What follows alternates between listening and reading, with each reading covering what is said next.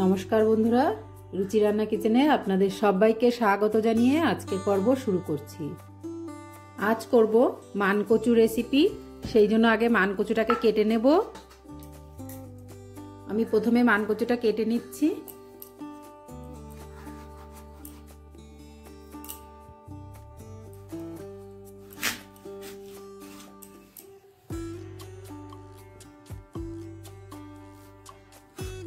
আর এই কচু কাটার সময় একটু মোটা করে এর উপরে ছালটাকে তুলে ফেলতে হবে। এইভাবে মোটা মোটা করে কেটে ফেলতে হবে।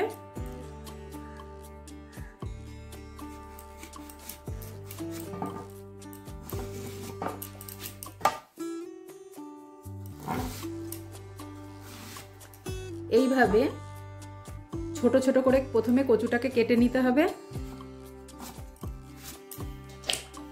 আর আমি গামলিতে জল নিয়ে নিয়েছি, এর মধ্যে কচুটা রেখে দিচ্ছি, এতে কষটা বেরিয়ে যাবে। এটা নর্মাল জল।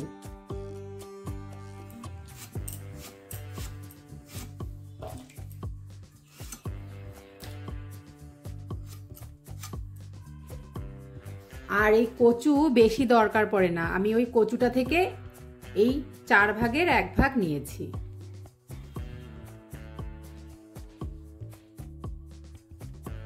এবার এই কচুটাকে আমি জল পাল্টে ধুয়ে নেব ভালো করে। আর ওই কচুটাকে আমি রান্না করব। শিঙি মাছ নিয়ে নিয়েছি, এটাকে প্রথমে হলুদ লবণ মাখিয়ে নিচ্ছি। প্রথমে লবণ দিয়ে দিচ্ছি। আর এই মাছটাকে কাটার সময়ও আমি লবণ দিয়ে কেটেছিলাম। দিয়ে দিলাম হলুদ, লবণ হলুদ মাখিয়ে নেব প্রথমে। এখানে লবণ আমি 1/2 চামচ আর হলুদও 1/2 চামচ দিয়েছি। আর এই শিঙি মাছ কাটার সময় যদি লবণ দিয়ে কাটা হয় তাহলে মাছগুলো তাড়াতাড়ি মারাও যায়, আর মাছের গায়ে যে একটু পিচ্ছিল ভাব থাকে সেটাও কেটে যায়। তো চলুন এবার মাছগুলোকে ভেজে নিই। এবার উনানে কড়াই গরম করতে বসিয়ে দিয়েছি, দিয়ে দেব সর্ষের তেল। এই তেলেই মাছটা ভেজে নেব। তেল গরম হয়ে গেছে, এবার দিয়ে দিচ্ছি নুন হলুদ মাখানো মাছটা। আর এই মাছটা খুব ফাটে, তো সাবধানে দিতে হবে। এই মাছটা খুব সাবধানে ভাজতে হবে, মাছটা খুব ফাটে।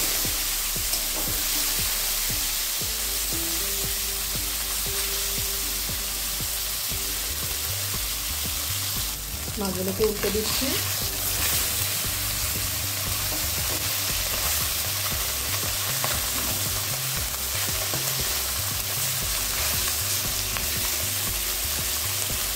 মাছ ভেজে নেওয়া হয়ে গেছে, তুলে নেব।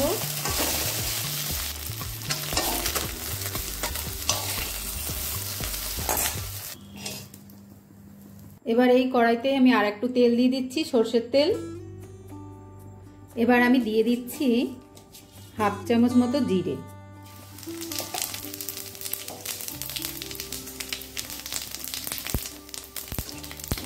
এবার জিরেটাকে একটু তুলে নেব, হালকা ভেজে নিয়ে 30 সেকেন্ড জিরেটা আমি ভেজে নিলাম। নিয়ে আমি জিরেটাকে তুলে নিচ্ছি।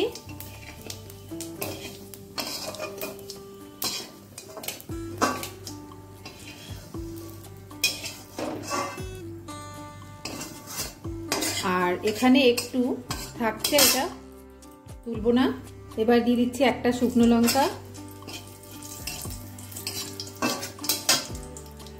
এটা আমি ফোড়নের জন্য দিলাম। এবার দিয়ে দেবো কেটে রাখা কচু।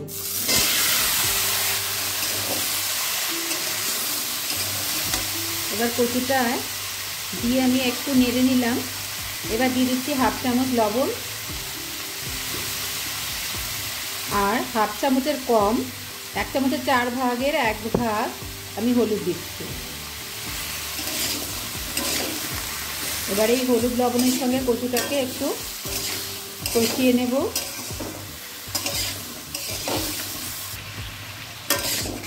এবার আমি এটা হলুদ লবণের সঙ্গে 2 মিনিট কষিয়ে নিলাম। এবার দিয়ে দেবো জল।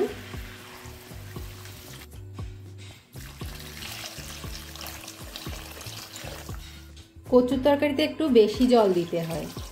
কারণ এটা কচুটা গলে গাঢ় হয়ে যায় ঝোলটা। এখানে আমি একটু ভালো মতনই জল দিয়ে দিয়েছি, আপনারা দেখলে বুঝতে পারবেন।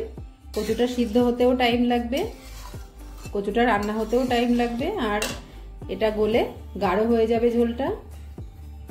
এবার একটা ঢাকনার সাহায্যে আমি ঢেকে দিলাম, এইভাবে 20 মিনিট রান্না হতে দেব।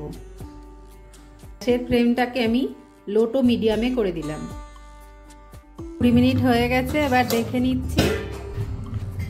এবার দিয়ে দিচ্ছি ভেজে রাখা মাছগুলোকে। মাছগুলো ঝোলের সঙ্গে ভালো করে মিশিয়ে দেবো। কচুটা গলে গেছে, কচুটা খুব সুন্দর গলে গেছে। এবার যে জিরাটা আমি তুলে রেখেছিলাম সেই জিরাটা বেটে নেব। আর এই জিরাটা বাটার জন্য আমি তরকারির থেকে একটু ঝোল দিয়ে দিলাম, এটা দিয়ে আমি জিরাটা বেটে নেব।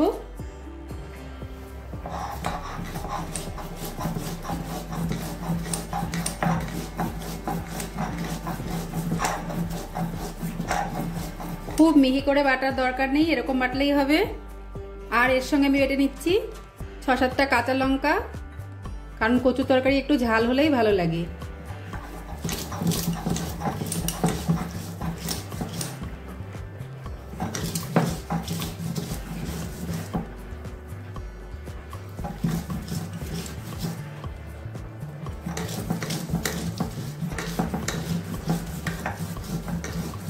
খুব মিহি করে আমি বাটছি না, এরকম বাটলেই হয়ে যাবে। এটাকে তুলে নেব।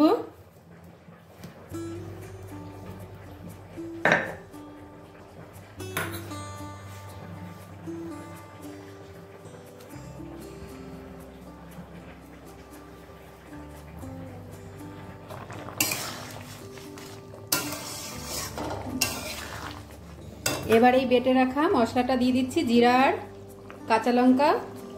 এবার এটাকেও আমি এর সঙ্গে ভালো করে মিশিয়ে নিচ্ছি।